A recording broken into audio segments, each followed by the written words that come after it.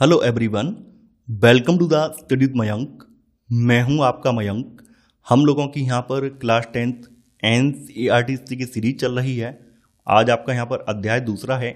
यहां पर हम लोग इंडो चाइना में राष्ट्रवादी आंदोलन अध्याय को पढ़ेंगे। तो चलिए स्टार्ट करते हैं आज का वीडियो। देखते हैं हमें क्या क्या डिस्कस करना है यहाँ पर। आज के अध्याय में हम लोग इंडो चाइना के बारे में पढ़ेंगे। जैसा कि आप लोग जानते हैं, इंडो चाइना रीजन जो है ये दक्षिण पूर्व एशिया का हिस्सा है, यानी ये दक्षिण पूर्व एशिया में पड़ता है। और इंडो चाइना जो है 3 देशों से मिलकर बना है। इसमें वियतनाम, लाओस और कंबोडिया शामिल हैं। आप मैप पर देख पा रहे हैं, ये लाओस है, इधर पूर्व में आप देख पा रहे हैं ये वियतनाम है और एक कंबोडिया है। ये तीनों ही देश अपना बॉर्डर शेयर करते हैं। आज के अध्याय में हम केवल और केवल वियतनाम के राष्ट्रवादी आंदोलन के बारे में पढ़ेंगे। देखिए, वियतनाम में जो राष्ट्रवाद का विकास हुआ है और भारत में जो राष्ट्रवाद का विकास हुआ है, दोनों में समानताएं हैं। वियतनाम और भारत दोनों में ही उपनिवेशी परिस्थितियों में राष्ट्रवाद का विकास हुआ है। तो आज के अध्याय में हम वो सब चीज़ें डिस्कस करेंगे। वियतनाम की बात करें तो वियतनाम को 1945 में आज़ादी मिल गई थी, यानी भारत से पहले आज़ादी मिल गई थी। जबकि इंडिया की बात करें तो इंडिया को अंग्रेजों से 1947 में आज़ादी मिली थी। वियतनाम 1945 में आज़ाद जरूर हो गया, लेकिन आज़ादी के बाद भी यहाँ पर गणराज्य की स्थापना करने में करीब 30 साल का समय और लगा है। 30 साल तक संघर्ष और करना पड़ा है। जबकि भारत की बात करें तो जैसा कि आप लोग जानते हैं, भारत जो है 26 जनवरी 1950 से एक गणतांत्रिक देश भी बन गया था, यानी हमारा संविधान जो है 26 जनवरी 1950 से लागू हो गया था। तो ये कुछ समानताएं हैं, कुछ अंतर हैं, जो कि हम आगे डिस्कस करेंगे। सबसे पहले बात कर लेते हैं यहाँ के समाज की। जो इंडो चाइना वाला रीजन है, पहले इस इलाके में बहुत सारे समाज निवास करते थे और इन सब पर चीनी साम्राज्य का वर्चस्व था, यानी चीनी शासकों का वर्चस्व था। आज जो उत्तरी वियतनाम और मध्य वियतनाम रीजन आप देख रहे हैं, यहाँ के शासकों ने बाद के समय में चीनी शासन से अपने आप को आज़ाद करा लिया और एक स्वतंत्र देश की स्थापना कर ली। हालांकि स्वतंत्र देश की स्थापना करने के बाद भी इन्होंने चीनी शासन व्यवस्था को अपनाए रखा है, साथ ही साथ इन्होंने चीनी कल्चर को भी फॉलो किया है। देखिए, वियतनाम जो है ये समुद्री सिल्क रूट के रास्ते से भी जुड़ा हुआ था। आप लोगों को पता है सिल्क रूट का मतलब रेशम मार्ग। तो एक तो स्थल रेशम मार्ग था, यानी कि एक तो सिल्क रूट स्थल से होकर जाता था और एक समुद्र से होकर जाता था। तो वियतनाम जो है समुद्री सिल्क रूट के रास्ते में भी जुड़ा हुआ था। और ये अन्य रास्तों के माध्यम से जो गैर वियतनामी समुदाय हैं, जैसे कि खमेर और कंबोडियाई समुदाय हैं, इनसे भी जुड़ा हुआ था। फाइफो बंदरगाह जो है वियतनाम में पड़ता है और इस बंदरगाह की स्थापना जो है पुर्तगाली व्यापारियों ने यहाँ पर की थी। औपनिवेशिक वर्चस्व और उसका प्रतिरोध। वियतनाम जो है लंबे समय तक फ्रांस का एक उपनिवेश रहा है और फ्रांसीसी सेना ने पहली बार 1858 में वियतनाम की धरती पर डेरा डाला था। 1880 के दशक तक आते आते फ्रांसीसी सेना ने वियतनाम के उत्तरी इलाके पर अपना कब्जा स्थापित कर लिया। देखिए, जैसा कि आप लोग अभी पढ़ चुके हैं, वियतनाम का जो उत्तरी वाला रीजन था, मध्य वाला रीजन था, ये कभी चीनी शासकों के नियंत्रण में रहा था। यहाँ के लोग चीनी संस्कृति को फॉलो करते थे। तो जब इन लोगों ने उत्तरी इलाके पर कब्जा स्थापित किया है, तो ऐसे में चीन के जो शासक थे वो भी भड़क उठे हैं। तो जब चीन के शासक भड़क उठे हैं तो चीन के शासकों के साथ इनकी भिड़ंत भी होती है। तो यहाँ पर फ्रांस चीन युद्ध स्टार्ट हो जाता है, जो कि अगस्त 1884 से लेकर अप्रैल 1885 तक चलता है। फ्रांस की युद्ध के बाद इन्होंने जो है टोंकिन और अनाम प्रांत पर भी अपना कब्जा स्थापित कर लिया। बाद में 1887 में इन्होंने फ्रेंच इंडो चाइना का गठन किया है। धीरे धीरे करके इनकी सत्ता का विस्तार यहाँ पर होता जा रहा है और अब लोगों को समझ में आने लगा है कि ये लोग हमारा भला करने नहीं आए हैं, बल्कि ये लोग इनके संसाधनों को लूट रहे हैं और इनका शोषण कर रहे हैं। तो बाद के दशकों में क्या हुआ, वियतनाम की जनता इनके खिलाफ बगावत करने लगी है। वियतनाम के लोगों के मन में राष्ट्रवाद की भावना विकसित होने लगी है। तो ऐसे करके यहाँ पर राष्ट्रवादी प्रतिरोध विकसित होने लगा है। यहाँ पर नोट में एक फ्रांसीसी अफसर के बारे में बताया गया है, इसका नाम है गार्निये। देखिए, फ्रांसीसी अफसर गार्निये उस दल का हिस्सा था जिसने मैकोंग नदी की खोज की थी। 1873 में फ्रांसीसी सरकार ने गार्निये को उत्तर में स्थित न्यूयन राजवंश का जो टोंकिन प्रांत है, इस पर उपनिवेश स्थापित करने का जिम्मा सौंपा था। तो इसने जो है टोंकिन की राजधानी हनोई पर हमला भी किया। हालांकि हमले में युद्ध चला और युद्ध के बाद क्या हुआ, युद्ध में ये खुद मारा भी गया। अब आगे है, फ्रांसीसियों को उपनिवेशों की जरूरत क्यों थी। देखिए, जैसा कि आप लोग जानते हैं, उपनिवेश के बारे में आप लोग पहले भी पढ़ चुके हैं। उपनिवेश इसलिए स्थापित करवाए जाते हैं ताकि किसी अन्य देश के प्राकृतिक संसाधनों का दोहन किया जा सके। यानी कहने का मतलब यह है कि जब कोई एक देश किसी दूसरे देश के प्राकृतिक संसाधनों को हड़पने के उद्देश्य से उस देश में जाकर अपनी कॉलोनी स्थापित करता है, तो इसे उपनिवेशवाद कहा जाता है। उपनिवेश का उद्देश्य यही होता है कि किसी देश के प्राकृतिक संसाधनों का दोहन करके मूल देश या स्वामी देश को स्ट्रांग बनाया जा सके। तो यहाँ पर फ्रांसीसियों के मन में भी यही था कि ज़्यादा से ज़्यादा संसाधन हमारे हाथ में लगें।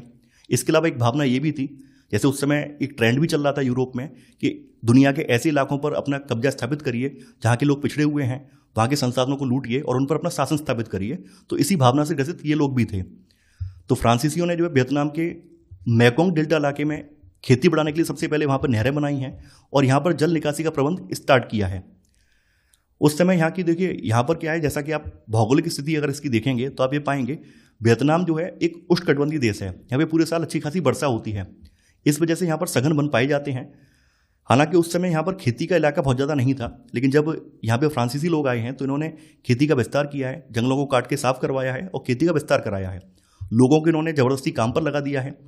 इस सबसे क्या हुआ, इस सबसे चावल के उत्पादन में वृद्धि हुई है।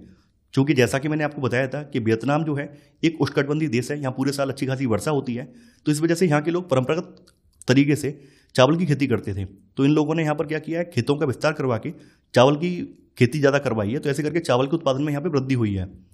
1873 में चावल की खेती का क्षेत्र 2,74,000 हेक्टेयर था, जो कि 1930 में बढ़कर ये 22 लाख हेक्टेयर हो गया था। 1931 तक वियतनाम का 2/3 चावल जो है अंतर्राष्ट्रीय बाजार में जाने लगा था और उस समय दुनिया में चावल का तीसरा सबसे बड़ा निर्यातक ये बन चुका था। और ये सब हुआ था फ्रांसीसियों की वजह से।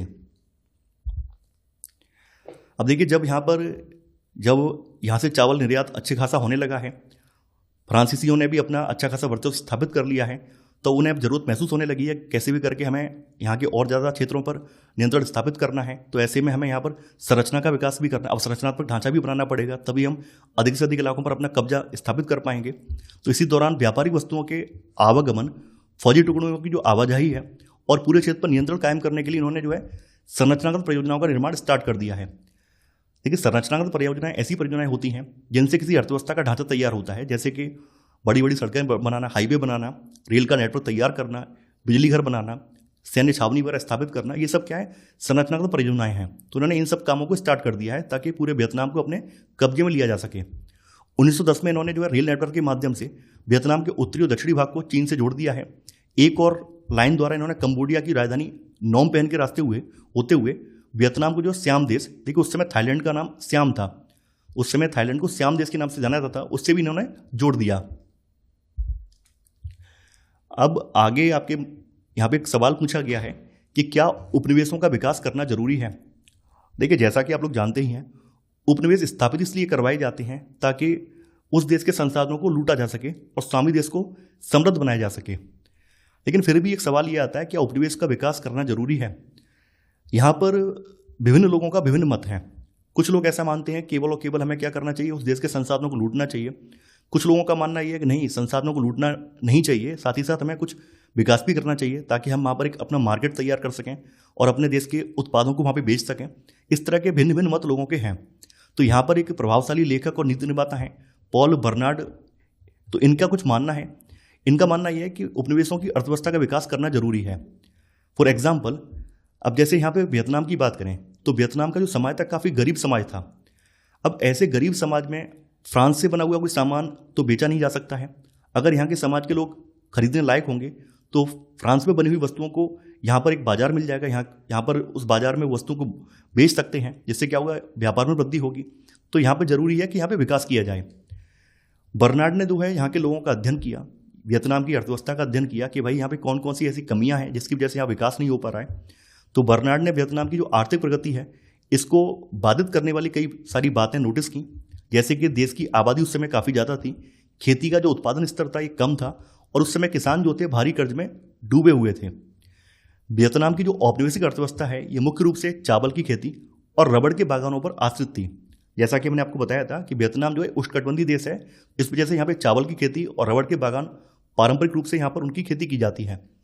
और इन चीज़ों पर भी, यानी चावल के खेतों पर, रबड़ के जो बागान थे, इन पर भी फ्रांस और वियतनाम के जो मुट्ठी भर धनी तबके के लोग थे उनका स्वामित्व था।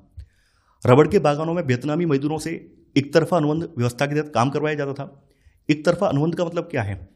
एक तरफा अनुबंध का मतलब ये है कि जो मालिक की जो शर्तें हैं उन्हीं शर्तों पे मजदूरों को काम करना होगा। मजदूर अपनी कोई डिमांड नहीं रख सकते हैं, मजदूर को जो भी बागान मालिक है उसकी शर्तों पर ही काम करना होगा। इसे जो है एक तरफा अनुबंध व्यवस्था कहा जाता है। औपनिवेशिक शिक्षा की दुविधा। देखिए, फ्रांसीसी उपनिवेशवाद सिर्फ आर्थिक शोषण पर केंद्रित नहीं था, इसके पीछे सभ्य बनाने का विचार भी काम कर रहा था। उस समय यूरोप के अधिकांश देश पूर्व के देशों को लेकर ऐसा सोचते थे कि पूर्व के देश बहुत ज़्यादा पिछड़े हुए हैं, पूर्व के देशों के लोगों के पास ना तो खुद का शासन चलाने की क्षमता है, ना ही निर्णय लेने की क्षमता है। तो यूरोप के देश ऐसा मानते थे कि उनकी यह नैतिक जिम्मेदारी बनती है कि वे पूर्व के देशों के ऊपर अपना शासन स्थापित करें और वहाँ के नागरिकों को सभ्य बनाएं। इसी विचार से फ्रांसीसी लोग भी ग्रसित थे। तो फ्रांसीसियों का सत्ता विस्तार तो यहाँ पर होना स्टार्ट हो गया था। अब सत्ता विस्तार के साथ साथ अब उन्हें ऐसे लोगों की जरूरत भी थी जो कि इनके काम में सहयोग करें, यानी फ्रांसीसियों को शिक्षित कामगारों की जरूरत भी थी। अब इनके मन में एक डर ये भी था कि अगर हम यहाँ के गुलाम लोगों को पढ़ा लिखा देंगे तो हो सकता है आने वाले सालों में इन लोगों के मन में भी चेतना जागृत हो जाए और ये लोग जो है औपनिवेशिक शासन पर ही सवाल उठाना स्टार्ट कर दें। एक भय इनके मन में ये भी था। इसके अलावा वियतनाम में रहने वाले जो फ्रांसीसी नागरिक थे, जिनको कोलोन कहा जाता था, इनके मन में भी डर था कि अगर स्थानीय लोगों को पढ़ा लिखा दिया जाएगा तो हो सकता है आने वाले सालों में स्थानीय लोग ऊंचे पदों पर बैठ जाएं, तो ऐसे में इनके जो काम धंधे हैं और नौकरियां हैं ये इनके हाथ से निकल जाएंगी। आधुनिक सोच और शिक्षा की भाषा।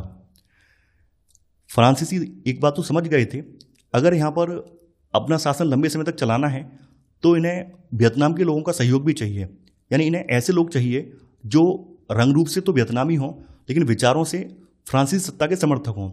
इसके लिए जरूरी है शिक्षा। अब शिक्षा कैसे दी जाए, क्योंकि यहाँ के जो धनी और अवजात तबके के लोग थे ये चीनी कल्चर से बहुत ज़्यादा प्रभावित थे, यानी गहरे तौर पर प्रभावित थे। फ्रांसीसी शिक्षा के लिए जरूरी था कि इनका जो चीनी कल्चर के प्रति झुकाव था इसको समाप्त किया जाए। तो यहाँ पर इन लोगों ने क्या किया है, इन्होंने अपनी कल्चर को, यानी फ्रांसीसी कल्चर को, फ्रांसीसी भाषा को उत्कृष्ट दिखाया है। जबकि वियतनाम के लोगों का जो कल्चर है, वियतनाम के लोगों की जो परंपराएं हैं, उनकी जो भी परंपरागत शिक्षा शैली है उसको निकृष्ट दिखाया है। वो बताया है कि ये बहुत ज़्यादा घटिया किस्म की है।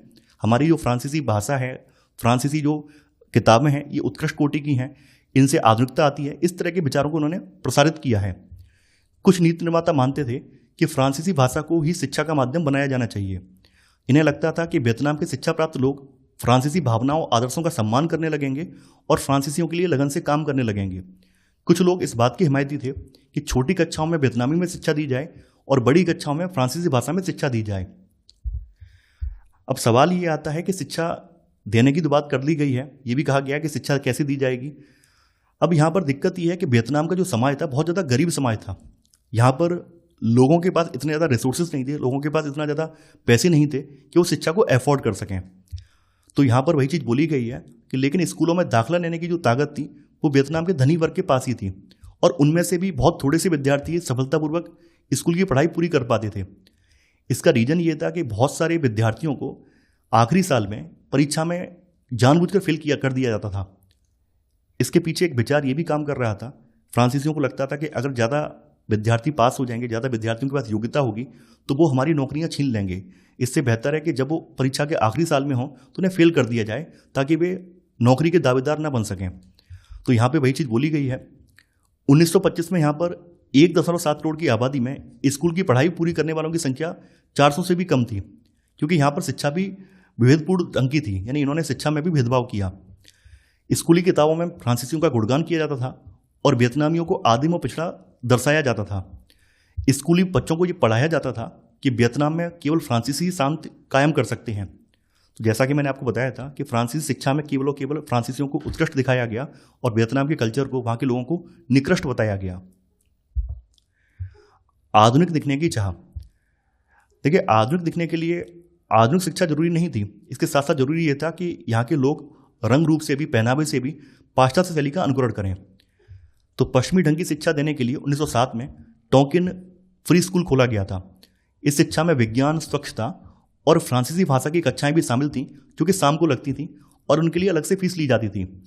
आधुनिक बनने के लिए बच्चों को छोटे छोटे बाल रखने की सलाह दी जाती थी, क्योंकि यहाँ के जो परंपरागत समाज के लोग थे, ये परंपरागत जो वियतनामी लोग थे, वो पारंपरिक रूप से लंबे बाल रखते थे। तो ऐसा कहा जाता था कि ये लोग छोटे बाल रखें ताकि ये पाश्चात्य शैली का अनुकरण कर सकें, पाश्चात्य वेशभूषा का अनुकरण कर सकें। स्कूलों में विरोध के स्वर। देखिए, यहाँ पर यहाँ के शिक्षकों ने यहाँ की जो किताबें थी, यानी फ्रांसीसी भाषा की जो किताबें थी, उनमें जो भी विचार लिखे हुए थे उनको चुपचाप बदल कर पढ़ाना स्टार्ट कर दिया, क्योंकि ये लोग कहीं ना कहीं विरोध दर्ज करा रहे थे। यानी ये लोग, मान लीजिए फ्रांसीसी किताबों में लिखा है कि वियतनामी लोग बेकार हैं, वियतनामी लोगों के पास ना तो अपना अच्छा कल्चर है, ना ही निर्णय लेने की क्षमता है। तो ये लोग क्या करते थे, अपने कल्चर को अच्छा बताते थे, वो फ्रांसीसियों की बुराई करते थे। 1926 में यहाँ पर एक बखेड़ा खड़ा हो गया, एक यहाँ पर एक आंदोलन स्टार्ट हो गया, और ये आंदोलन स्टार्ट हुआ साइगोन नेटिव गर्ल्स कॉलेज से। नेटिव गर्ल्स स्कूल में क्या हुआ था कि यहाँ पर अगली सीट जो होती थी वो केवल और केवल कोलोन के लिए रिजर्व होती थी, कोलोन बच्चों के लिए रिजर्व होती थी, यानी फ्रांसीसियों के बच्चों के लिए रिजर्व होती थी। तो यहाँ पर अगली सीट में, क्लास की अगली सीट में एक वियतनामी लड़की बैठी हुई थी। तो शिक्षक ने क्या किया, वियतनामी लड़की को उठने के लिए कह दिया कि आप आगे से उठकर पीछे चले जाइए। इसी बात को लेकर क्या है कि इस पूरे कॉलेज के जो भी बच्चे थे, वियतनामी बच्चे, उन्होंने आंदोलन कर दिया। इनके सपोर्ट में आसपास के अन्य कॉलेजों के विद्यार्थी भी साथ में खड़े हो गए। तो काफ़ी विकराल रूप इस आंदोलन ले लिया। हालांकि बाद में प्रिंसिपल को अपनी गलती माननी पड़ी, उस बच्ची को जो है फिर से एडमिशन देना पड़ा, और उसे जो है अब पीछे बैठने के लिए जो कहा गया था वो कहीं भी बैठ सकती थी, ऐसा यहाँ पर ये किया गया। आगे चलकर यहाँ पर क्या होता है, जैसे जैसे छात्र छात्राएं शिक्षित होते गए हैं तो वो भी अपनी राजनीतिक पार्टियां बनाने लगे थे। इन्होंने जो है यंग अन्नान जैसी पार्टियां बना ली थी, और वे अन्नानी स्टूडेंट यानी अन्नान के विद्यार्थी जैसी पत्रिकाएं निकालने लगे थे। आगे है साफ सफाई, बीमारी और रोजमर्रा प्रतिरोध। देखिए, फ्रांसीसियों ने केवल वियतनाम पर सत्ता स्थापित नहीं की, बल्कि सत्ता स्थापित होने के बाद इन्होंने वियतनाम का फिर से आधुनिकीकरण करने के लिए यहाँ के कुछ नगरों का पुनर्निर्माण करवाना स्टार्ट करवाया। तो यहाँ पर पुनर्निर्माण की जो प्रक्रिया थी, उस पुनर्निर्माण की प्रक्रिया से यहाँ पर एक महामारी फैली जिसको प्लेग के नाम से जाना जाता है। 1903 में हनोई के जो नवनिर्मित आधुनिक भाग है, इसमें ब्यूबोनिक प्लेग की महामारी फैल गई। और महामारी फैलने का रीजन क्या था कि जो शहर का जो आधुनिक भाग था, आधुनिक भाग में चौड़ी चौड़ी सड़कें थीं, सड़कों के नीचे सीवर लाइन डाली गई थी, बड़े बड़े नाले वाली सीवर लाइन डाली गई थी। तो सीवर लाइन में क्या था, चूहे पनपने लगे, क्योंकि सीवर लाइन काफ़ी बड़ी होती है, और सीवर लाइनों में चूहे पनपने लगे। चूहों को पनपने से जो शहर का आधुनिक भाग था वहाँ पे भयंकर वाली ब्यूबोनिक प्लेग फैल गई। इस घुसपैठ को रोकने के लिए 1902 में चूहों को पकड़ने की मुहिम स्टार्ट की गई, और चूहों को पकड़ने की मुहिम में जो वियतनामी लोग हैं इनको काम पर रखा गया। अब चूहों को पकड़ने के लिए इन लोगों ने पुरस्कार या फिर पैसे देने की भी एक मुहिम चलाई कि जो जितने ज़्यादा चूहे मारेगा उसे उतना ही ज़्यादा भुगतान किया जाएगा। यहाँ पे क्या होता था कि भाई चूहे मारने के लिए लोग क्या करते थे कि भुगतान तभी होगा कि जब आप मरे हुए चूहों की पूंछ दिखा देंगे, तभी ये लोग भुगतान करते थे। तो वियतनामी लोग भी काफ़ी स्मार्ट हो गए थे। वो लोग क्या करते थे कि चूहों को पकड़ लेते थे, उनकी पूंछ काट लेते थे, काट के जमा कर लेते थे और उन्हें छोड़ देते थे, ताकि चूहे कभी ख़त्म ही ना हो और चूहे पकड़ने की जो मुहिम है चलती रहे और उनका मुनाफा होता रहे। तो यहाँ पर वही चीज़ बोली गई है कि वियतनामियों को चूहों के शिकार की मुहिम के जरिए सामूहिक सौदेबाजी का महत्व समझ में आने लगा था, और बताया भी गया कि मजदूरों को भुगतान के लिए सबूत के तौर पर जो मारे हुए चूहे हैं इनकी पूंछ लाकर दिखानी पड़ती थी। जो मजदूर थे वो ज़्यादा पैसा कमाने के चक्कर में चूहे को पकड़कर उनकी पूंछ तो काट लेते थे, लेकिन चूहे को जिंदा छोड़ देते थे। तो इस तरह का जो प्रतिरोध और असहयोग चलता रहा है, इससे तंग आकर आखिरकार फ्रांसीसियों ने जो चूहे के बदले पैसे देने की योजना थी बंद कर दी। तो यहाँ पर जो ब्यूबोनिक प्लेग था ये खत्म नहीं हुआ, ये चलता रहा। धर्म और उपनिवेशवाद विरोध। देखिए, वियतनामियों के धार्मिक विश्वास बौद्ध धर्म, कन्फ्यूशियसवाद और स्थानीय रीति रिवाजों पर आधारित थे। कन्फ्यूशियस का जन्म 551 ईसा पूर्व में चीन में हुआ था और ये एक चीनी दार्शनिक विचारक थे। इन्होंने सदाचार, व्यवहार बुद्धि और सामाजिक संबंधों के आधार बनाते हुए एक दार्शनिक व्यवस्था विकसित की थी। तो इनके विचारों का जो प्रसार है वो चीन सहित चीन के आसपास के जो देश हैं उनमें इनके विचारों का प्रसार हुआ था। जैसे ही यहाँ पर वियतनाम में फ्रांसीसी उपनिवेश स्थापित हुआ था, फ्रांसीसियों के आने के साथ ही जो ईसाई मिशनरी थे वो भी यहाँ पर आने लगे थे। तो ईसाई मिशनरी भी प्रयास कर रहे थे कि यहाँ वियतनाम में ईसाई धर्म का बीज बोया जा सके। ईसाई मिशनरियों को लगता था कि जो वियतनाम के लोग हैं ये पराभौतिक शक्तियों को पूजने में लगे हुए हैं, तो इनकी इस हैबिट को सुधारा जाना चाहिए। पराभौतिक का मतलब क्या है कि जो जन्म के बाद जो चीज़ें होती हैं, जैसे भारत के संदर्भ में अगर देखा जाए तो लोग जो है प्रेजेंट की परवाह ना करके फ्यूचर की परवाह ज़्यादा करते हैं कि भाई अगर हम ऐसा कर देंगे तो हमें स्वर्ग मिलेगा, नर्क मिलेगा। ठीक वही यहाँ पर भी था। लोग जो थे प्रेजेंट को ना देखकर वो अपना फ्यूचर में जा डूबे हुए थे कि भाई हमारे जो कर्म है वो आगे जाके उनका फल हमें ये भोगना पड़ेगा, हमें मतलब स्वर्ग में ये सब मिलेगा, नर्क में ये सब देखना पड़ेगा, या अगले जन्म में हम ये बनेंगे वो बनेंगे। तो कहीं ना कहीं ईसाई मिशनरियों को लगता था कि इस तरह के जो उनके विचार हैं, इस तरह की जो इनकी हैबिटें हैं, इनको सुधारा जाना चाहिए। आगे चलकर यहाँ पर एक विद्रोह भी हुआ है 1868 का स्कॉलर्स रिवॉल्ट, जिसको विद्वानों का विद्रोह भी कहा जाता है। देखिए, जब यहाँ पर कुछ पढ़े लिखे जो वियतनामी लोग थे, जब वो ऊंचे पदों पे पहुंच गए, या कुछ ऐसे लोग थे जो कि फ्रांसीसी होते हुए नास्तिक टाइप के लोग थे, तो उन्होंने उनका समर्थन भी किया। तो इनके सहयोग से इन्होंने जो है फ्रांसीसी कब्जे और ईसाई धर्म के प्रसार के खिलाफ एक शुरुआती आंदोलन स्टार्ट किया है। इस आंदोलन की जो बागडोर थी ये शाही दरबार के अफसरों के हाथों में थी, और शाही दरबार के जो अफसर थे ये कैथोलिक धर्म और फ्रांसीसी सत्ता का विरोध कर रहे थे, इसके प्रसार से नाराज थे। यानी कुछ लोग ऐसे भी होते हैं ना कि भले वो फ्रांस से बिलोंग करते थे, लेकिन फिर भी फ्रांस का जो अत्याचार था, फ्रांस की जो शोषणकारी नीतियां थी, उनका विरोध कर रहे थे।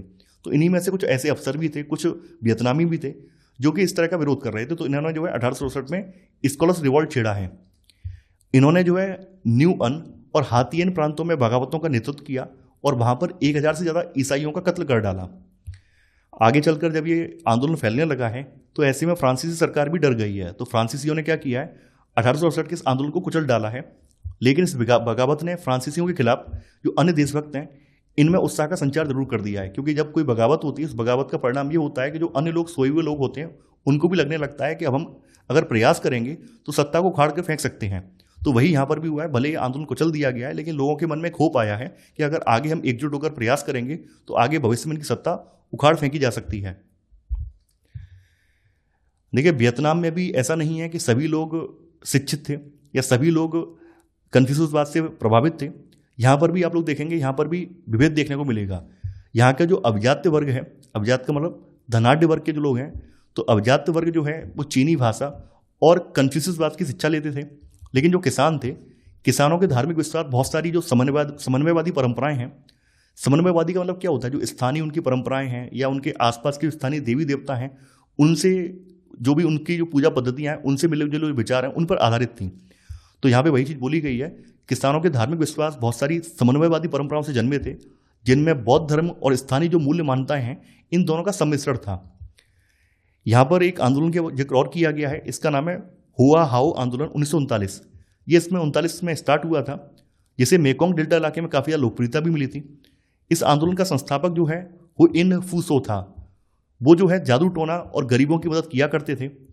वो जो है, इनके बारे में बताया गया है कि ये बालिका वधुओं की खरीद फरोख्त और शराब और अफीम के प्रखर विरोधी थे, यानी नशा के ये प्रखर विरोधी थे। किसी प्रकार के नशा का समर्थन ये नहीं करते थे। फ्रांसीसियों ने जो है हुइन फूसो के विचारों को कुचलने के लिए उन्हें पागल घोषित कर दिया है, और पागल घोषित करने के बाद उन्हें एक पागल खाने में डाल दिया गया है। फ्रांसीसी जो है इन्हें पागल बोंजे कहा करते थे, क्योंकि फ्रांसीसियों को डर था कि अगर लोग इनकी ज़्यादा संख्या में अनुयायी बनेंगे तो हो सकता है ये लोग इनकी सत्ता को चुनौती दे दें। बाद में फिर 1941 में फ्रांसीसी डॉक्टरों के एक दल ने इनका निरीक्षण किया है, इन पर टेस्ट किए हैं और बताया है कि ये पागल नहीं है। इसके बाद फ्रांसीसी सरकार ने इन्हें जो है वियतनाम से निष्कासित कर दिया है और इन्हें लाओस भेज दिया है। बाद में इनके बहुत सारे जो समर्थक हैं, अनुयायी हैं, इनको भी जो यातना शिविर हैं, यानी जो दंड देने वाले शिविर हैं, उनमें डाल दिया गया है। अब आगे है आधुनिकीकरण की संकल्पना, यानी कैसे यहाँ पर आधुनिकीकरण लाया जाए। वियतनाम के लोग भी समझने लगे हैं, यानी जो पढ़े लिखे लोग हैं, जो पढ़े लिखे मध्यम वर्गीय लोग हैं, उनको भी लगने लगा है कि कहीं ना कहीं हमें अपनी परंपराओं को ध्यान में रखते हुए भी आधुनिक बनने की ज़रूरत है, तभी हम इन लोगों से लोहा ले पाएंगे।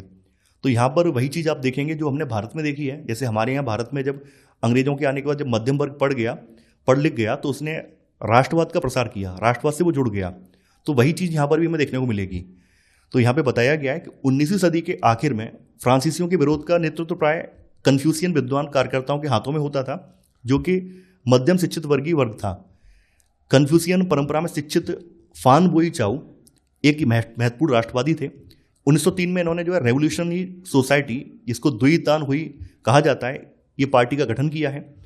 राजकुमार कुआंग देवी इस पार्टी के मुखिया थे।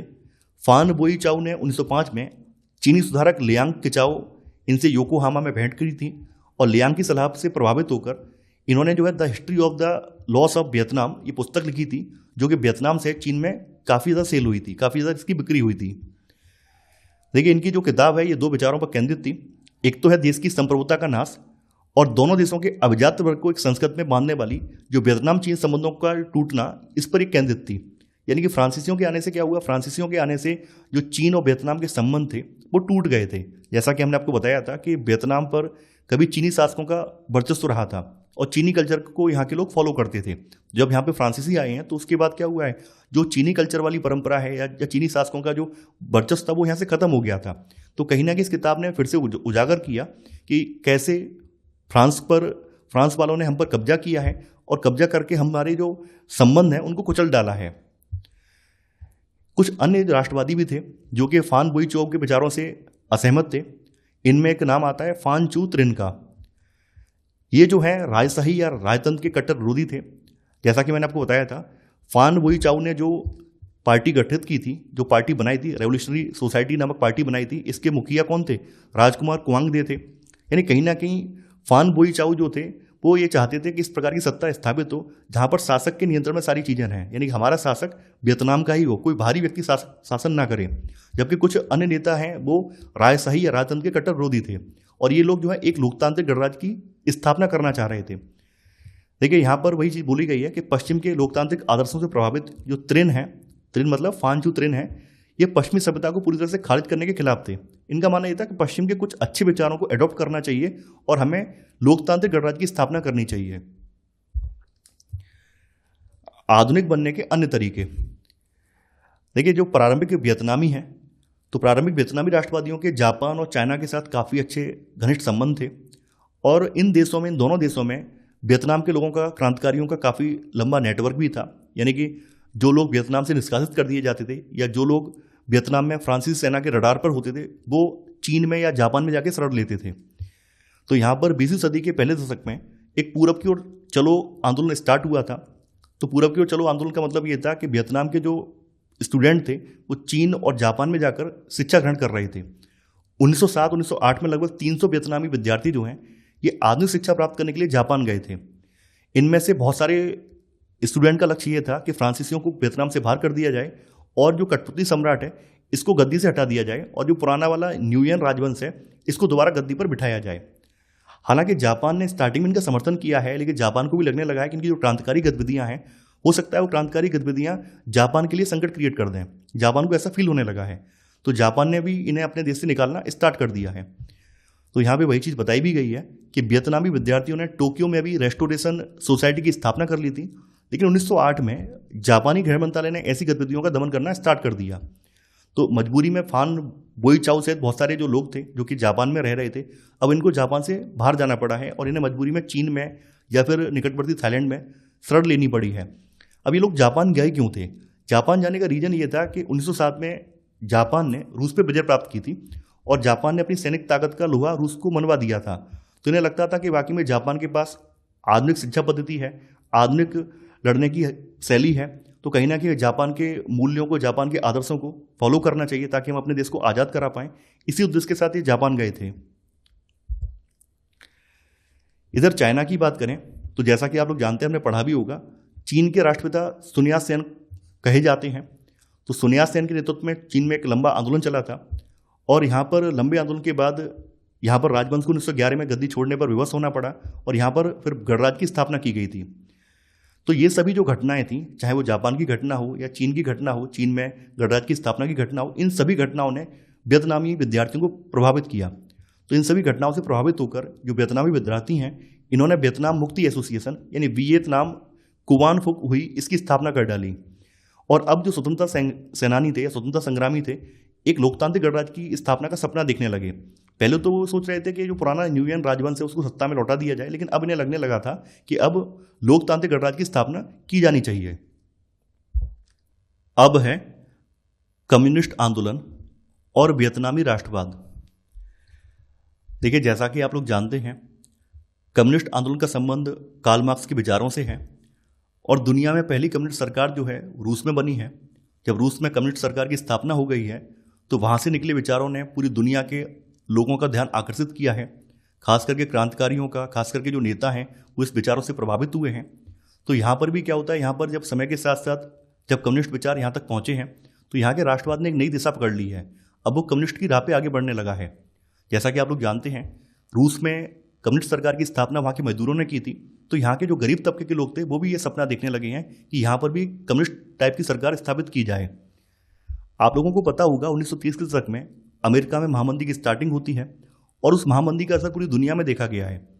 तो 1930 के दशक की जो महामंदी थी, उस महामंदी का असर वियतनाम में भी था।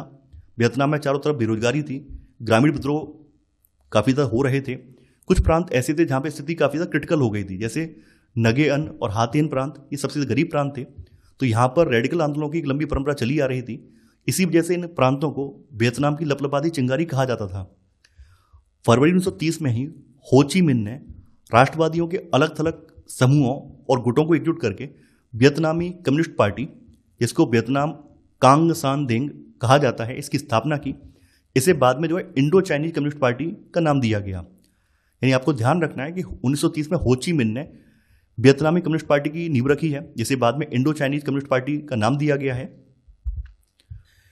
अब देखिए, इसी बीच 1939 के बाद सेकेंड वर्ल्ड वॉर स्टार्ट हो जाता है, द्वितीय विश्व युद्ध स्टार्ट हो जाता है। और द्वितीय विश्व युद्ध में जो है जापान भी कूद पड़ता है। जापान की मंशा है कि वो पूर्व के देशों पर अपना नियंत्रण स्थापित करके पूरा दक्षिण एशिया जो क्षेत्र है या फिर पूरा एशिया का पूर्वी इलाका है उस पर अपना वर्चस्व स्थापित कर सके। तो जापान इसी मंशा के साथ 1940 में वियतनाम पर कब्जा कर लेता है। इसकी मंशा क्लियर है कि पूरा का पूरा दक्षिण पूर्व एशिया इसके कब्जे में आ जाए। अब देखिए, अब तक तो वियतनाम के लोग फ्रांसीसी उपनिवेशवाद के खिलाफ संघर्ष कर रहे थे। अब मजबूरी में इन्हें वियतनाम वालों को जो है जापानियों के साथ भी संघर्ष करना पड़ेगा, क्योंकि जापान वालों से खुद को आज़ाद कराना है। अब तक तो जापान वाले इनके हितैषी थे, ये लोग जापान में जाके शिक्षा ग्रहण कर रहे थे, जापान से क्रांतिकारी गतिविधियों को संचालित कर रहे थे। लेकिन अब स्थिति उल्टी हो गई है। तो यहाँ पर एक पार्टी है जो कि बाद में वियतमिन के नाम से जानी गई है। तो बाद में वियतमिन के नाम से जानी गई league for the independence of Vietnam ने जापानी कब्जे का मुंहतोड़ जवाब दिया है और सितंबर 1945 में हनोई को इन्होंने आज़ाद करा लिया है। इसके बाद वियतनाम लोकतांत्रिक गणराज्य की स्थापना की गई है और हो ची मिन को उसका अध्यक्ष चुना गया है। वियतनाम गणराज्य की स्थापना तो हो गई है, लेकिन वियतनाम गणराज्य की स्थापना से जो फ्रांसीसी शासक हैं वो खुश नहीं हैं। फ्रांसीसी शासक चाहते थे कि ऐसा व्यक्ति सत्ता में बैठे जो कि उनको ऑर्डर को फॉलो करे, यानी एक तरह का कठपुतली सम्राट ये सत्ता में बिठाना चाहते थे, जिसके दम पर ये देश का शासन आसानी से चला सकें। तो यहाँ पे वही चीज़ बोली गई है कि फ्रांसीसी शासक जो है सम्राट बाओ दाई को कठपुतली की तरह इस्तेमाल करते हुए देश पर कब्जा करने रखने की कोशिश कर रहे थे। तो एक तरफ तो यहाँ पर फ्रांसीसी शासक हैं, दूसरी तरफ हो ची मिन और उनके समर्थक हैं। तो ऐसे में इन दोनों की भिड़ंत होती है, इन दोनों का टकराव होता है। और 8 साल तक वियतमिन के सदस्यों के साथ चली लड़ाई में आखिरकार जो फ्रांसीसी हैं इनको दिएन फिएन फू के मोर्चे पर मुंह की खानी पड़ी है, यानी कि फ्रांसीसियों की हार होती है। लगभग 8 साल तक वियतमिन और फ्रांसीसी शासकों की लड़ाई चलती है और अंत में फ्रांसीसियों की हार होती है। फ्रांसीसी सेनाओं का सर्वोच्च कमांडर जनरल हेनरी नवारे था, जबकि वियतमिन टुकड़ियों का नेतृत्व जो है जनरल वो न्यूगेयान ग्याप ने किया था। फ्रांसीसियों की पराजय के बाद जिनेवा में एक शांति वार्ता चली है और इस शांति वार्ता में वियतनामियों को देश विभाजन का प्रस्ताव मानने के लिए बाध्य कर दिया गया। यानी अब यहाँ जो जिनेवा में शांति वार्ता चली है, इसमें जो वियतनाम के जो भी नेता हैं उनको इस बात के लिए फोर्स किया गया है कि देश का विभाजन कर दिया जाए, ताकि एक हिस्सा जो है हो ची मिन के समर्थकों को मिल जाए और एक हिस्सा जो है जो फ्रांसीसी शासक हैं इनका कठपुतली सम्राट है बाओ दाई, इसको मिल जाए। तो यहाँ पर यही होता है। उत्तरी भाग में हो ची मिन और कम्युनिस्टों की सत्ता स्थापित होती है, जबकि दक्षिणी वियतनाम में बाओ दाई की सत्ता बनी रही है। आपको पता ही है बाओ दाई कौन है, ये फ्रांसीसी शासकों का एक कठपुतली सम्राट है। देखिए, इस बंटवारे से जो हो ची मिन है और जो कम्युनिस्ट हैं ये जो संतुष्ट नहीं थे। इनके मन में कहीं ना कहीं एक कुंठा का भाव था, विरोध का भाव था कि हमारा एक तो देश है और इस देश को इन्होंने बांट दिया, अपने फायदे के लिए, मुनाफे के लिए बांट दिया है। इस बात के ये फेवर में नहीं थे। कुछ समय के बाद क्या होता है, कुछ समय के बाद नगो दिन दिएम के नेतृत्व में एक तख्ता पलट होता है और दक्षिण में बाओ दाई को गद्दी से हटा दिया जाता है। अब देखिए, यहाँ पर दक्षिण में एक नया नेता पैदा हो गया, इसका नाम है नगो दिन दिएम। इसने जो है बाओ दाई को गद्दी से हटा दिया है। अब देखिए, जो दिएम है, दिएम काफ़ी ज़्यादा दमनकारी और निरंकुश शासन स्थापित करता है, यानी ये बाओ दाई से भी ज़्यादा खतरनाक है। ये जो है इतना ज़्यादा खतरनाक है कि इसका जो भी विरोध करता है उसको ये कम्युनिस्ट कहकर जेल में डलवा देता है या फिर उसको मरवा देता है। तो ऐसे में उत्तर में मौजूद जो हो ची मिन और कम्युनिस्टों की जो सरकार है, अब वो ये प्रयास करती है कि दिएम को भी सत्ता से हटाया जाए और देश का एकीकरण करके पूरे देश पर कम्युनिस्ट सरकार की स्थापना की जाए। तो दिएम की तानाशाही के खिलाफ नेशनल लिबरेशन फ्रंट, जिसको NLF कहा जाता है, इसके नाम से एक व्यापक मोर्चा बनाया गया और उत्तरी वियतनाम में हो ची मिन के नेतृत्व वाली सरकार की सहायता से जो NLF है, इसने देश के एकीकरण के लिए आवाज़ उठाई है। यानी ये लोग चाह रहे हैं कैसे भी करके देश का एकीकरण हो जाए। ये आप देख पा रहे हैं, यहाँ पर 2 हिस्सों में डिवाइड कर दिया, नॉर्थ वियतनाम, साउथ वियतनाम। ये चाह रहे हैं कि पूरा का पूरा एक देश बन जाए। अब देखिए, इन सब के बीच में एक तरफ तो फ्रांसीसी हैं, एक तरफ हो ची मिन के समर्थक हैं, कम्युनिस्ट हैं। अब इनके बीच में तीसरा व्यक्ति आके कूद पड़ता है, वो है अमेरिका। अमेरिका को ये लगता है कि ये जो गठबंधन है, अगर ये गठबंधन बन गया या फिर इस देश का एकीकरण हो गया तो यहाँ पर एक और कम्युनिस्ट सरकार स्थापित हो जाएगी। और कम्युनिस्ट सरकार स्थापित होने का मतलब ये है कि ये लोग हमारा तो फेवर करेंगे नहीं, इन लोगों का झुकाव भविष्य में रूस की तरफ होगा, क्योंकि रूस में कम्युनिस्ट सरकार है। तो अमेरिका काफ़ी ज़्यादा चिंतित है। अमेरिका को लग रहा है कि अगर ऐसा होता है कि यहाँ पर कम्युनिस्ट सरकार की स्थापना होती है तो हो सकता है दक्षिण पूर्व एशिया के अन्य देशों में भी कम्युनिस्ट सरकार बन जाए। और कम्युनिस्ट सरकार बनने का मतलब ये है कि ये लोग भविष्य के रसिया का समर्थन करेंगे, हमारा समर्थन नहीं करेंगे। तो अमेरिका भी इस युद्ध में कूद पड़ता है। तो इस भय से अमेरिका ने अपनी फौजें और गोला बारूद जो है वियतनाम में तैनात करना स्टार्ट कर दिया है। देखिए यहाँ पर हो ची मिन्ह का परिचय दिया गया है। हो ची मिन्ह कौन है? हो ची मिन्ह का जन्म जो है मध्य वियतनाम में हुआ और इनका असली नाम संभवतः न्युयन वान थान था। हो ने भी उन्हीं फ्रांसीसी स्कूलों में शिक्षा पाई थी जिनसे नगो दिन देम, वो न्यूगेन ग्याप या फान वान देंग जैसे नेता निकले थे। बाद में ये कॉमिंटन के सक्रिय सदस्य बन गए और लेनिन और अन्य नेताओं से मिले। कॉमिंटन का मतलब आप जानते हो कम्युनिस्ट इंटरनेशनल, इसके सक्रिय सदस्य बन गए हैं। और ये जो कम्युनिस्ट पार्टी के जो नेता हैं जैसे लेनिन है या अन्य जो नेता, उनसे इन्होंने मुलाकात की थी। यूरोप, थाईलैंड और चीन में लगभग 30 साल बिताने के बाद ये मई 1941 में वियतनाम लौट आए थे। 1943 में इन्होंने अपना नाम बदलकर हो ची मिन्ह, जिसका वियतनामी में अर्थ है पथ प्रदर्शक, ये नाम इन्होंने रख लिया था। जब वियतनाम लोक गणराज्य की स्थापना हुई तो उन्हें राष्ट्रपति चुना गया। 3 सितंबर 1969 को इनकी मृत्यु हो जाती है। अब यहाँ से वियतनाम का एक नया दौर स्टार्ट होता है क्योंकि युद्ध में अमेरिका का प्रवेश हो गया है। और अमेरिका का युद्ध में प्रवेश करने का रीजन ही यही था कि अमेरिका नहीं चाहता था कि यहाँ पे कम्युनिस्ट सरकार बने, क्योंकि अगर वियतनाम में कम्युनिस्ट सरकार बन जाएगी तो इसके आसपास के जो अड़ोसी पड़ोसी देश हैं वो भी ये चाहेंगे उनके यहाँ भी कम्युनिस्ट सरकार बने। और कम्युनिस्ट सरकार बनने का मतलब ये है कि भविष्य में ये लोग रसिया के समर्थक रहेंगे। तो अमेरिका ने यहाँ पर बड़े पैमाने पर अपने सैनिकों को तैनात करना स्टार्ट कर दिया है।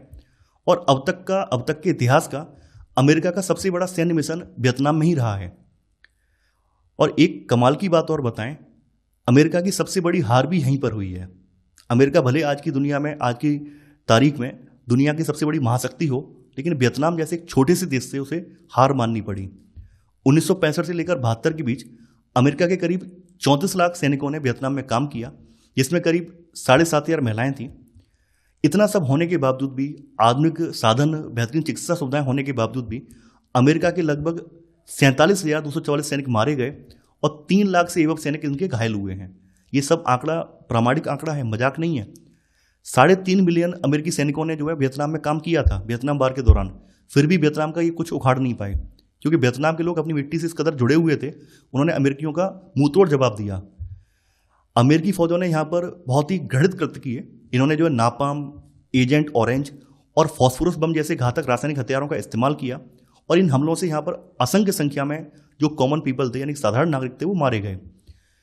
एक आंकड़ा ये बताता है कि वियतनाम में अमेरिकी हमले के दौरान जितने बमों और रासायनिक हथियारों का इस्तेमाल किया गया, उनकी मात्रा सेकेंड वर्ल्ड वार में इस्तेमाल किए गए बमों और हथियारों से कहीं ज़्यादा थी। इस सेकेंड वर्ल्ड वार में जितने हथियार और बम इस्तेमाल नहीं हुए, उससे ज़्यादा हथियार और बम जो हैं वियतनाम वार में अमेरिका ने इस्तेमाल किए। देखिए, अमेरिका इस युद्ध में कूद तो पड़ा है, लेकिन इस युद्ध का कोई निष्कर्ष नहीं निकल रहा था। ये युद्ध लगातार लंबा खिंचता जा रहा था और युद्ध के लंबा खिंचने से जो अमेरिका के लोग हैं वो भी अब नाराज होने लगे थे। अमेरिका में भी इस युद्ध का विरोध होने लगा था।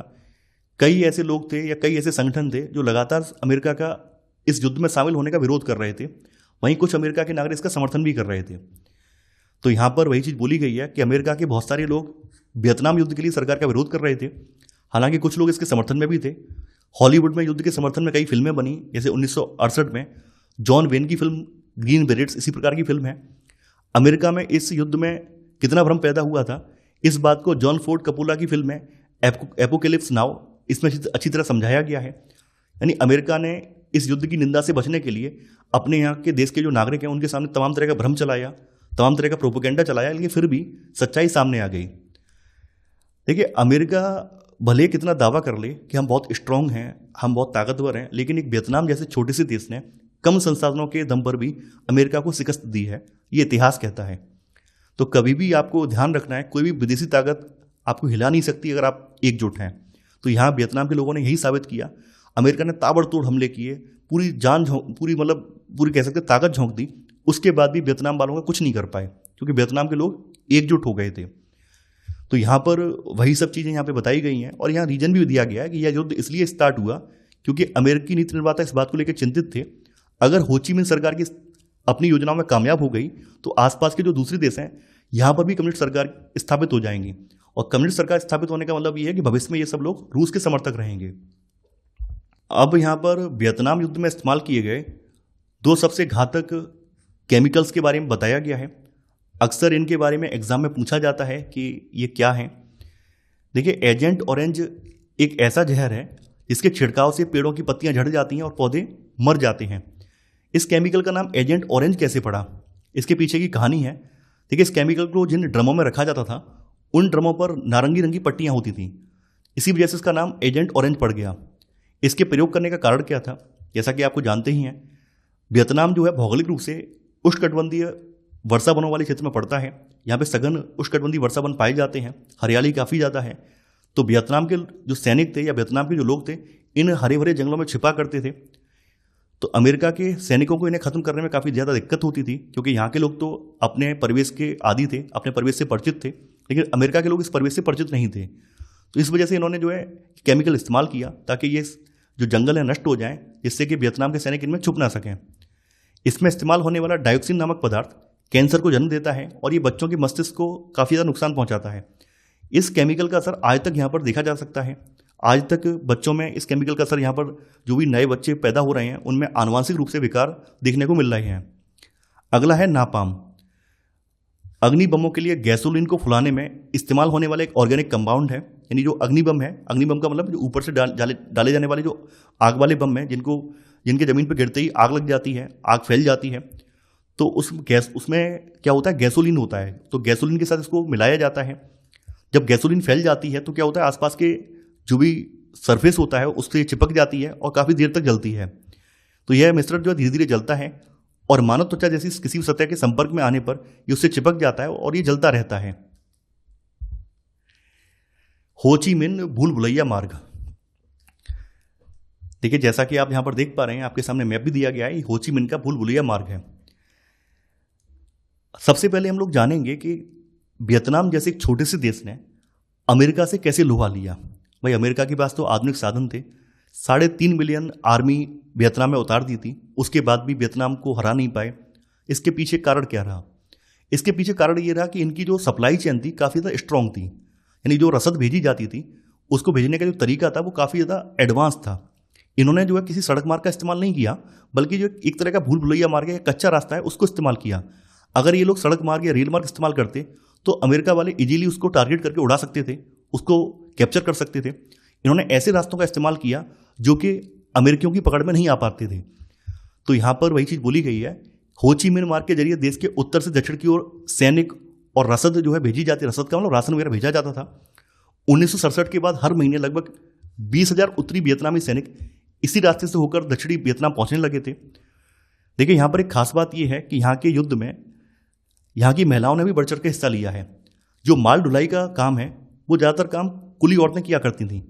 कुली औरत मर्द जो है लगभग 25 किलो सामान अपनी पीठ पर या फिर लगभग 70 किलो सामान अपनी साइकिलों पर लाद कर लेकर जाते थे।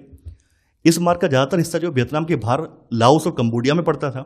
इसी वजह से अमेरिका वाले इसको नष्ट नहीं कर पाए और इसके कई सिरे जो है दक्षिणी वियतनाम में पहुंच जाते थे। जैसा कि आप देख पा रहे हैं, ये मार्ग जो है वियतनाम में नहीं, वियतनाम से थोड़ा सा हटके जो इसके बॉर्डर वाले जो राज्य हैं, बॉर्डर वाले जो देश हैं, उनमें से होकर जा रहा है और वहाँ से रास्ते जो है इनके दक्षिणी वियतनाम में, उत्तरी वियतनाम में जा रहे हैं। यहाँ पर रीजन भी बताया गया कि अमेरिका वाले इस मार्ग को क्यों नहीं तोड़ पाए। वो इसलिए नहीं तोड़ पाए क्योंकि जब भी यहाँ पे गोलाबारी या बमबारी की जाती है उसके तुरंत बाद जो स्थानीय लोग होते थे उसको ही मरम्मत कर देते थे। इसी वजह से इसको जो है ये लोग तोड़ नहीं पाए। अब है राष्ट्र और उसके नायक, विद्रोही औरतें। देखिए, यहाँ पर औरतों के बारे में बताया गया है कि यहाँ पर औरतों की दशा कैसी थी। पारंपरिक रूप से देखा जाए तो चीन के मुकाबले वियतनाम में जो निचले तबके हैं उनमें औरतों को ज़्यादा बराबरी वाला दर्जा मिलता था। फिर भी औरतों की यहाँ पर स्थिति जो थी वो पुरुषों के मुकाबले काफ़ी कमज़ोर थी। औरतें यहाँ पर जो अपने भविष्य के बारे में फैसले नहीं ले सकती थीं। लेकिन जब वियतनाम में राष्ट्रवादी आंदोलन जोर पकड़ने लगा है तो ऐसे में स्त्रीत्व की एक नई छवि गढ़ने लगी, नई छवि सामने आने लगी। यानी एक महिलाओं को भी मौका मिलने लगा है कि वो राष्ट्रवाद में शामिल हों और अपने अधिकारों को लेकर आंदोलन करें। 1930 में नहात लिन, इनके द्वारा लिखे गए एक प्रसिद्ध उपन्यास से वियतनाम में काफ़ी ज़्यादा विवाद हो गया था। इनके उपन्यास में क्या था, इनके उपन्यास की जो नायिका थी इसने अपने जबरन विवाह किए वाले पति को छोड़ दिया था और अपनी पसंद के किसी व्यक्ति से शादी कर ली थी। तो इस वजह से, इस उपन्यास के आने की वजह से वहाँ की जो समाज है उस समाज ने इसका काफ़ी ज़्यादा विरोध भी किया था। गुजरे जमाने के नायक। देखिए, जैसा कि आप लोग जानते हैं, जैसे भारत में भी आपने देखा होगा राष्ट्रवादी आंदोलन के दौरान हमारे नेताओं ने अपने अतीत को फिर से खोजा और अतीत की जो वीरतापूर्ण कहानियाँ थीं उसको अपने भारत की जनता को, देसी जनता को उससे अवगत कराया और बताया कि हम लोग पूर्व में कितने ज़्यादा बलवान रहे हैं, कितने ज़्यादा शक्तिशाली रहे हैं, पूर्व में हमारे जो पूर्वज हैं उन्होंने कैसे लोहा लिया है। इससे फ़ायदा क्या होता है? इससे फ़ायदा ये होता है कि जो आम जनता होती है वो प्रेरित होती है, वो भी किसी लड़ाई के लिए तैयार होती है। तो वही चीज़ यहाँ पर भी की है। यहाँ पर भी जो नेता हैं उन नेताओं ने कुछ पुरानी पुरानी कहानियों को निकाला है, उन कहानियों को नए सिरे से लिखा है ताकि जो आम जनता है उसको जागृत किया जा सके। तो 1913 में राष्ट्रवादी नेता फान बोई चाउ ने 39 से लेकर 43 ईस्वी में चीनी कब्जे के विरुद्ध युद्ध छेड़ने वाली जो ट्रंग बहनें हैं इनके जीवन पर एक नाटक लिखा है। तो यहाँ पर इनके द्वारा जो लिखा हुआ नाटक है काफ़ी ज़्यादा फेमस हुआ है। ये जो नाटक है इतना ज़्यादा फेमस हुआ है कि वियतनामियों की जो अपराजेय इच्छा शक्ति है और गहन देशभक्ति के प्रतीक के रूप में पेंटिंग्स, नाटकों और उपन्यासों में इनका महिमामंडन होने लगा है। बताया जाता है कि ट्रंग बहनों ने 30,000 सैनिकों की फौज जुटाकर चीनियों को जो है 2 साल तक मुकाबला किया और अंत में जब इन्होंने अपनी पराजय देखी तो इन्होंने आत्मसमर्पण करने की बजाय इन्होंने खुदकुशी कर ली थी। ऐसे ही अतीत की यहाँ पर अन्य एक विद्रोहिणी है, इनका नाम है त्रियु अयू। ये सबसे ज़्यादा महत्वपूर्ण सम्मानित रही हैं। ये 3वीं सदी में पैदा होने वाली त्रियु जो है बचपन में ही यतीम हो गई थी। यतीम का मतलब अनाथ हो गई थी। इनके भाई ने इनका लालन पालन किया था और बड़ी होने पर इन्होंने अपना घर छोड़ दिया और जंगलों में ही चली गईं। वहाँ पर रहकर इन्होंने एक विशाल सेना का गठन किया और चीनियों के वर्चस्व को इन्होंने चुनौती दी। अंत में जब इनकी सेना हार गई तो इन्होंने पानी में डूबकर अपनी जान दे दी। यानी यहाँ पर आप देख पा रहे हैं, यहाँ पर महिलाओं में एक प्रकार का आत्मसम्मान वाला भाव है। यहाँ की महिलाएं पकड़ी नहीं गई हैं, यहाँ की जो भी अतीत की जो भी नायिकाएं हैं पकड़ी नहीं गई हैं, बल्कि उन्होंने आत्मसमर्पण करने के बजाय आत्महत्या करना चुना है। तो यहाँ पर वही चीज़ बताई गई है। तो वियतनामियों के लिए ये जो है देश के मान की रक्षा करते हुए जान देने वाली शहीदी नहीं थी, बल्कि एक देवी बन गई थी। यानी यहाँ पर आज भी इनकी एक देवी के रूप में पूजा की जाती है। अब यहाँ पर योद्धा औरतों की बात की गई है। देखिए, जब वियतनाम वार स्टार्ट हुआ तो वियतनाम वार में न केवल वहाँ के पुरुषों ने भाग लिया बल्कि महिलाओं ने भी बढ़ चढ़कर इसमें हिस्सा लिया। आपके सामने एक इमेज दी गई है। इस इमेज में आप देख पा रहे हैं एक स्त्री दी है और इस स्त्री के कंधे पर राइफल टंगी हुई है। तो 1960 के दशक में जब ये युद्ध स्टार्ट हुआ था तो बड़े पैमाने पर यहाँ की महिलाओं की तस्वीरें पत्र पत्रिकाओं में छपने लगी थी और औरतों को योद्धा औरतों के रूप में पेश किया जाने लगा। एक महिला का जिक्र किया गया, इसका नाम है न्युगुयेन थी स्वान। इस महिला ने केवल 20 गोलियों के सहारे एक अमेरिकी जेट विमान को मार गिराया था। तो ऐसी कुछ बहादुर महिलाओं के किस्से अखबारों में छपने लगे थे। बहुत सारी तस्वीरों में औरतों को एक हाथ में राइफल और दूसरे हाथ में हथौड़ा लिए दिखाया जाता था। इसके अलावा बहुत सारी औरतें जो है घायलों की मरहम पट्टी करने, भूमिगत कमरे और सुरंगें बनाने, दुश्मन से मोर्चा लेने में बढ़ चढ़ के हिस्सा लेने लगी थी। यानी वियतनाम वार के दौरान महिलाओं ने भी बढ़ चढ़ के हिस्सा लिया है। हो ची मिन्ह मार्ग के बारे में हम लोग देख चुके हैं। देखिए, हो ची मिन्ह मार्ग पर देश के जो युवा वॉलंटियर हैं इन्होंने लगभग 2195 किलोमीटर लंबी जो सड़क मार्ग है इस पर लगातार पहरा दिया था और करीब 2500 ठिकानों की इन्होंने हिफाजत की थी। सबसे खास बात यह है कि इस वॉलंटियरों की फौज में 70 से 80% लड़कियां काम कर रही थीं। शांति के समय औरतें हैं। देखिए, जब वियतनाम वार समाप्त हो गया तो क्या महिलाओं की स्थिति पहले जैसी थी? नहीं। वियतनाम वार तक महिलाएं जो थीं योद्धा के रूप में काम कर रही थीं, लेकिन जैसे ही वियतनाम वार समाप्त हो जाता है वैसे ही औरतों को योद्धाओं के रूप में पेश करने का जो चलन था वो खत्म हो गया था। अब उन्हें सैनिकों के रूप में नहीं बल्कि कृषि कॉपरेटिवों के रूप में, कारखानों, उत्पादन इकाइयों में काम करते हुए दर्शाया जाने लगा। यानी अब यहाँ पर महिलाओं की भूमिका योद्धा महिलाओं की नहीं रही। अब है युद्ध की समाप्ति। देखिए, जैसा कि आप लोगों को हमने बताया है, अमेरिका ने इस युद्ध में पूरी ताकत झोंक दी थी, फिर भी वियतनाम वालों को हरा नहीं पाया, वियतनाम पर अपना कब्जा नहीं जमा पाया। और वियतनाम जैसे छोटे से देश ने अमेरिका को इस बात का लोहा मनवा दिया कि देशभक्ति बहुत बड़ी चीज़ होती है। तो यहाँ पर वही चीज़ बताई गई है कि अमेरिका ना तो वियतनामियों के प्रतिरोध को कुचल पाया था और ना ही अमेरिकी कार्रवाई के लिए जो वियतनामी जनता है इसका समर्थन प्राप्त कर पाया। जो वियतनाम वार है इसको पहला टेलीविजन युद्ध कहा जाता है। कई बार ये पूछा जाता है एग्जाम में कि पहला टेलीविजन युद्ध किस युद्ध को कहा जाता है? वियतनाम वार को पहला टेलीविजन युद्ध कहा जाता है। अमेरिका ने जो भी कुकृत्य यहाँ पर किए थे उन कुकृत्यों को देखकर बहुत सारे लोगों का अमेरिका से मोह भंग हो गया था। यहाँ पे कुछ लेखकों का नाम भी दिया गया है, जैसे मैरी मैकार्थी जैसे लेखक हैं या जैन फोंडा जैसे कलाकार हैं, इन्होंने वियतनाम का दौरा किया और वियतनामियों के द्वारा जो भी बलिदान दिए गए थे उन बलिदानों की इन्होंने प्रशंसा भी की है। यहाँ पर राजनीतिक सिद्धांतकार हैं नोम चॉम्स्की, इन्होंने इस युद्ध को शांति के लिए, राष्ट्रीय आत्मनिर्णय के अधिकार के लिए और अंतर्राष्ट्रीय सहयोग के लिए भारी खतरा बताया। यानी हर तरफ से अमेरिका की किरकिरी हुई है। अंत में यहाँ पर एक शांति समझौता हुआ है। ये जनवरी 1974 में पेरिस में एक शांति समझौते पर हस्ताक्षर के बाद अमेरिका के साथ चला आ रहा टकराव खत्म हो गया, लेकिन साइगोन शासन और एनएलएफ के बीच टकराव जारी रहा। यानी यहाँ पर अमेरिका की एंट्री तो पीछे से हट गई, अमेरिका तो पीछे हट गया इस शांति समझौते के जरिए, लेकिन जो साइगोन शासन है और जो एनएलएफ है इसके बीच टकराव लगातार जारी रहा है। आखिरकार क्या होता है, आखिरकार 30 अप्रैल 1975 को एनएलएफ ने राष्ट्रपति के महल पर कब्जा कर लिया है और वियतनाम के दोनों हिस्सों को मिलाकर यहाँ पर एकीकृत राष्ट्र की स्थापना कर दी गई है। 1976 में वियतनाम समाजवादी गणराज्य की यहाँ पर स्थापना हुई है। इसी के साथ वियतनाम जो एक गणराज्य बन गया है। तो मैं आशा करता हूं कि आपको ये सीरीज पसंद आ रही होगी। देखिए, जैसा कि मैं आपको हर वीडियो में बताता हूं कि अब आपको कोई नोट्स बनाने की आवश्यकता नहीं है। आप लोग डायरेक्ट हमारे टेलीग्राम चैनल से जुड़कर वहाँ से नोट्स को परचेज कर सकते हैं। आपको नोट्स के साथ साथ इसकी जो अभ्यास प्रश्नों की सीरीज है वो भी इसमें देखने को मिल जाएगी। तो आप लोग इस वीडियो को लाइक और शेयर करना बिल्कुल मत भूलिए। आज जो इतना ही। Thanks for watching. जय हिंद।